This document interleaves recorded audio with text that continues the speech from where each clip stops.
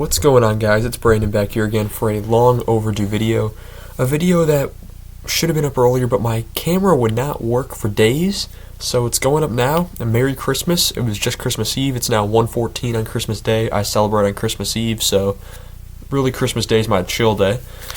If you're not celebrating Christmas, happy holidays. Happy Hanukkah that goes on. Happy Kwanzaa, for it says 'tis the season for that stuff.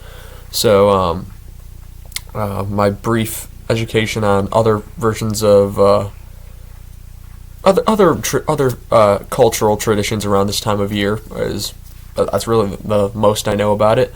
Hanukkah is I'm a bit more familiar with, not because I'm Jewish, but because actually I feel like that's one of the more common ones. But yeah, game 34 against the Calgary Flames, 3 o'clock game on December 21st. Score ends up being 6-4 for Calgary, but this was like similar to the Islanders game in that the Hawks fought back. The Hawks go to 12-20-2. They finally get that 20th loss after winning 3 games in a row. Jones and Mrazek both returned. Shots were 30-28 Calgary. Hits were 27-12 Calgary. Faceoffs 30-25 Calgary. Power play, Chicago goes 1 for 3. Calgary goes 1 for 5. Mrazek saves 24 out of 29, and Dustin Wolf saves 24 out of 28 as his story continues to grow. First period at 8:47, it's a Chicago penalty to Backlund for interference, which is killed. 7:41, Calgary scores shorthanded. It's Jonathan Huberdeau, who's kind of revived his career this season. 13th of the season from Coleman and Weegar to make it 1-0. And actually, just a minute and 7 seconds later, I was going to say under a minute, not under a minute. Calgary scores again. It's Nazem Kadri with his 15th of the season unassisted, and it's 2-0 Calgary. 5:47, it's a Chicago penalty to Murphy for holding, but it's given a penalty shot to Huberdeau, who had a chance to make it 3-0, but he doesn't. Mrazek stops Huberdeau and keeps the Hawks in the game, essentially. 1:12, Chicago penalty to Brody for slashing, which is killed. We go to the second period, where at 17:45, it's a Chicago penalty to Nazar for high sticking, which is killed. 9:51, Chicago scores. It's Connor Bedard's 8th of the season from Hall and Bertuzzi. It's a 2-1 game for about 28 seconds. I had to do the math there. It's 1:15. I'm a little tired. Calgary scores. That's Connor Zary for this 8th of the season from Peltier and Sharagovich to make it 3-1. And then kind of chaos ensues. 7:57, Chicago and Calgary penalties. Donato and Pospisil get 2 for roughing. Donato and Pakal then both get 10-minute misconducts, and Donato gets the extra penalty, which is served by Nazar for roughing. So overall, Donato picking up a hell of a lot of penalty minutes right there.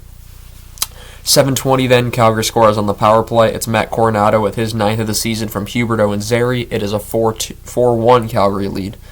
2:09, Calgary scores again. It's Blake Coleman, 8th of the season from Bean and Weegar. It's 5-1 Calgary. Going into the third period.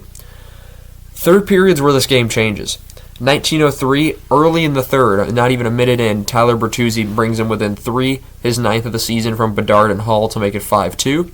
11:58, Bedard takes a penalty, which hurts. It's hooking, which is killed. And 8:39, Calgary takes a penalty. It's Backlund for hooking, but they take a second penalty on the same play. It's Ball for slashing, so it's a 2-minute 5-on-3. 9 seconds into that power play, Bertuzzi scores again. 2nd of the game, 10th of the season. 2nd Hawk to make it to 10 goals. It's Bedard and Teravainen with the assist to make it 5-2. 5:43, it's a Chicago penalty to Foligno for slashing, which is killed. And then chaos kind of ensues once again. 1:30, Chicago and Calgary penalties to Bertuzzi and Pospisil for roughing. It's Bertuzzi and Pospisil. Bertuzzi gets slashing, and Pospisil gets another roughing penalty. And then Bertuzzi and Pospisil also get misconducts. So with a minute and 30 seconds to go, they're basically kicked out of the game. Mrazek is pulled. 1:08, Chicago scores with a 6-on-5. Excuse me. It's Ilya Mikheyev getting his 4th game with a goal in a row. So Mikheyev kind of on a hot streak. That would end in Minnesota, which we'll get to in the next BFR. 7th of the season from Foligno and Teravainen to make it 5-4. Hawks comeback falls short, just like in the Islander game, however. At 23 seconds, Calgary gets the empty netter. It's Mikael Backlund with his 6th of the season from Coronado, 6-4 Calgary. This team is showing much more fight under the new coach, and I can confirm that now. They've won a lot more under the new coach. They've played more consistent under the new coach. And even when a team went up 1 or 2-0, the game was pretty much over, and the Hawks weren't coming back. this team has the ability to come back, and that's something that's really improved with this Hawks team over the season now. They're able to stay in games. While they may be down in games, they're not out fully until the last whistle.